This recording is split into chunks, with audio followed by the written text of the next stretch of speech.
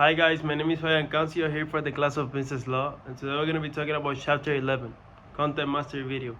We're going to be introducing and talking about the elements required for a valid contract, some bases on contract significance, definitions, details, expressing and applying contracts, unilateral, bilateral contracts, and valid voidable contracts also, and quasi contracts also.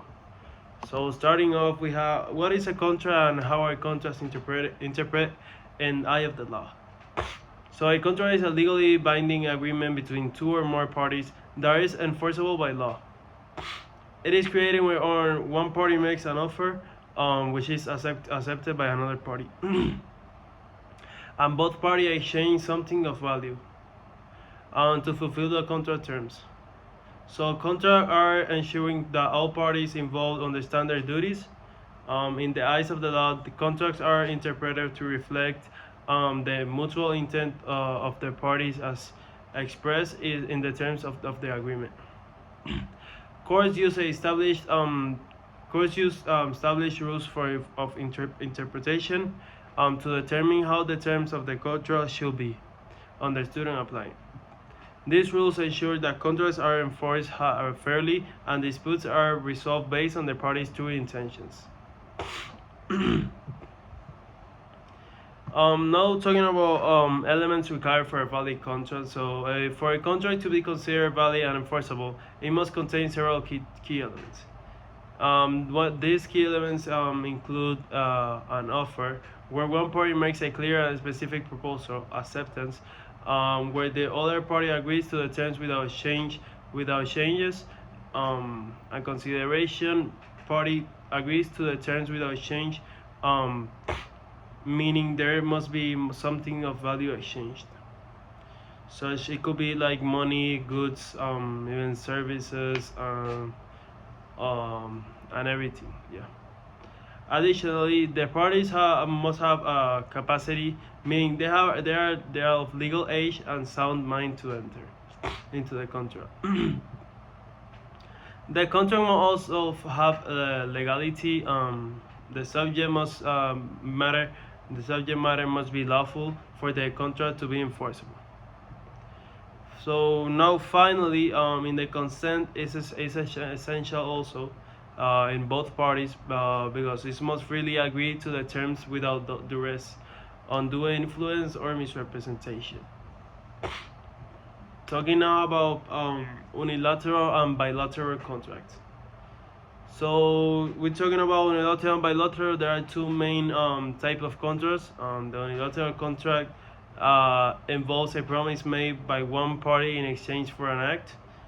I will give you guys an example here. It was so if I pay you 100 to clean my desk or to clean my room, that will be the unilateral contract.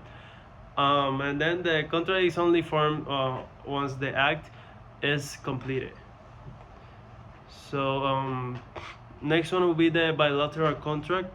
So on the other hand, involves mutual promises. So both parties promise to do something in exchange for something else. So if I sell you my car for 5,000 and the other party agrees, so I will buy you. He will say that I will buy you a car for 5,000. So it's like both companies agree to the same to have the obligation under the contract that is firm when both promises are exchanged. Now we're going to be talking about express and implied contracts. So express contracts can also be classified as express contracts or implied contracts. How? So an express contract is one where the terms are explicitly stated by parties, like orally or writing. For example, a written agreement between a landlord and a tenant outlining rental term is an express contract. On the other hand, we have an implied contract that is formed by the actions or conduct of the parties. Rather than writing or spoken words, for instance, if you walk into a restaurant and order food, there is implied contract that you will pay for the meal once I serve. So when you go to an implied is when you owe for the service they give you already. Now talking about valid voidable contracts and quasis contracts. So a valid contract is one that meets all the essential elements. So offer, acceptance, consideration, and more, and is enforceable by law. A void contract, however, is not legally valid and cannot be enforced by either party. For example, so when a contract to perform a legal act is void because its subject matter is illegal.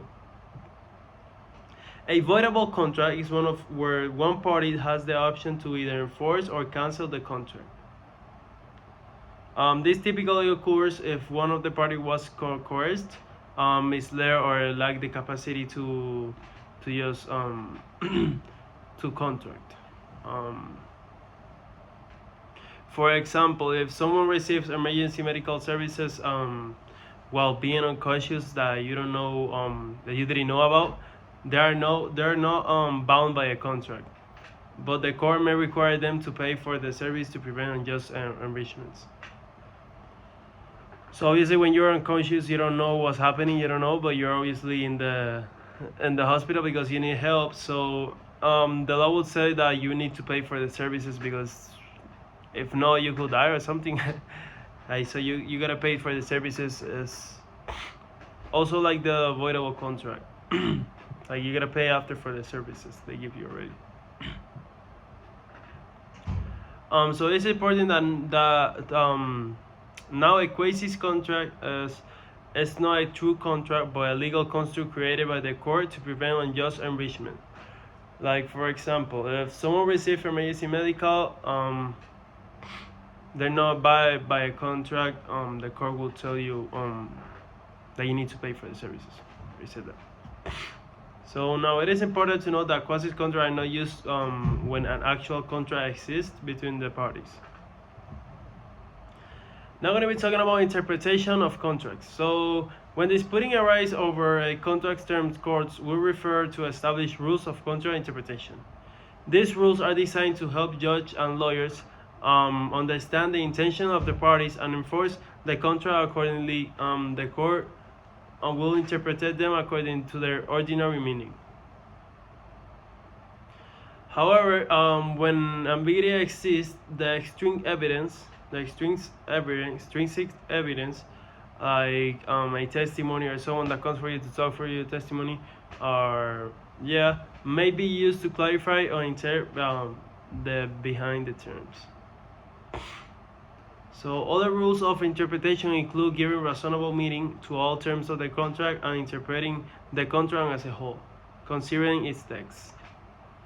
Specific terms that were negotiated separately will be given more weight than standard terms. Given the technical meaning unless they're otherwise stated, also the courts will also interpret ambiguous language against the party who drafted the contract. So now in conclusion, I'm going to say that understanding contract is essential for business success. You gotta obviously understand the laws. You gotta understand every contract. If you did a contract, you can just break it because obviously you're gonna commit a fault, and then you're going to a law, and you got a law, and it's your fault.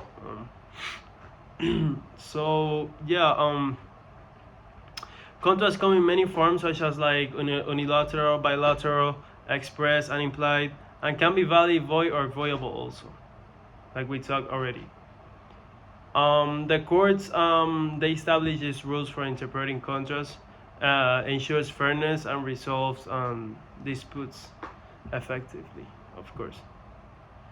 So I think that if you use these principles, the contracts will serve as a safeguard for individuals and businesses.